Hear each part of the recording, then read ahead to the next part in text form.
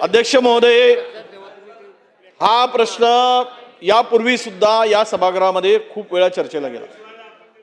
या हाफकिनचं खाजगीकरण करायचं काम हे जवळपास सरकारने निश्चित केलं होतं। त्यावेळेस सुद्धा आपल्या निदर्शनास ही बाब आली।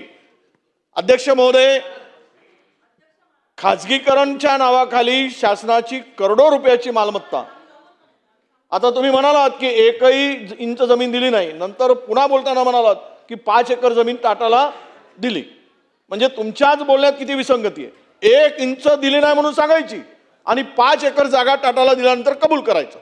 अध्यक्ष महोदय, त्रिवेणी लस जी आहे, खरं तर आम्हा सगळ्यांना हाफकिनने वाचवलंय। 2007 मध्ये याच्यामध्ये रिसर्चसाठी, या त्रिवेणी लसीच्या रिसर्चसाठी नवीन तंत्रज्ञानाच्या सहाय्यानं बनवण्यासाठी अद्ययावत मशीन घेण्याचा प्रपोजल होता।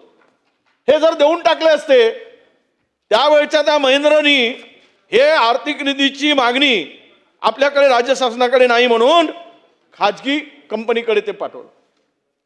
इथेच तर चूक झाली।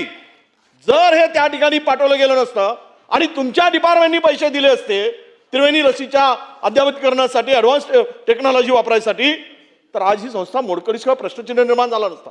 इथेच बेईमानीची खरी रूट जे आहे हे तुमच्या खात्याच्या इथेच बेईमानीचंही दिसते आहे।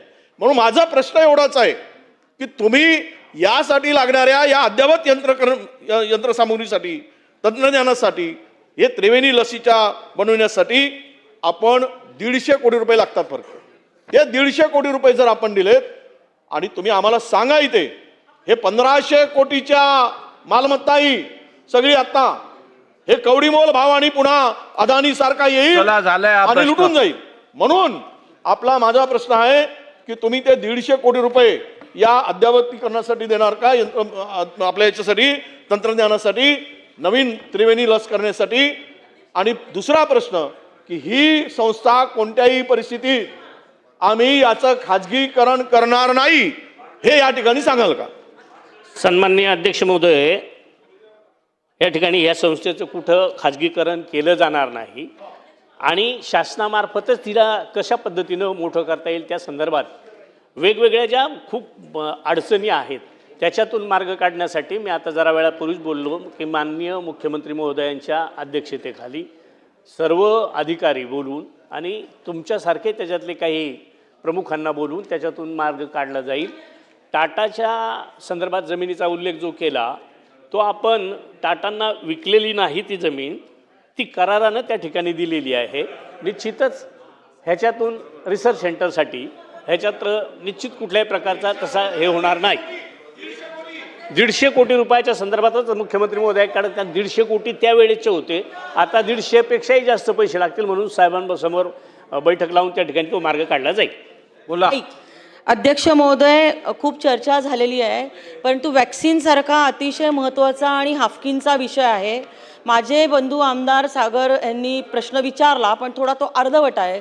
सन्माननीय अध्यक्ष महोदय, माझी आपल्याला विनंती आहे की हाफकिन सारखी इन्स्टिट्यूट चालायला पाहिजे, पण त्यातला भ्रष्टाचार आणि फक्त चौकशीचे आदेश जे आहे ते तुकाराम मुंडेंना देऊ नका। पूर्ण त्याचा कार्यभार जो आहे हा तुकाराम मुंडेंच्याकडे सोपवावा। नंबर दोन जी पेंटा हे एक मिनिट, ही प्रथा थांबवायला पाहिजे, ही प्रथा थांबवायला पाहिजे। शासनाचे अधिकार आहेत कोणाकडनं कुठची चौकशी करायची। तुम्ही इकडे सर्टिफिकेट द्यायचं काम करू नका, शासनाला ठरवू दे काय करायचं आहे ते। चला पुढे, पास झाला। प्रश्न क्रमांक 3। प्रश्न क्रमांक 39,065। अध्यक्ष महोदय छापल्याप्रमाणे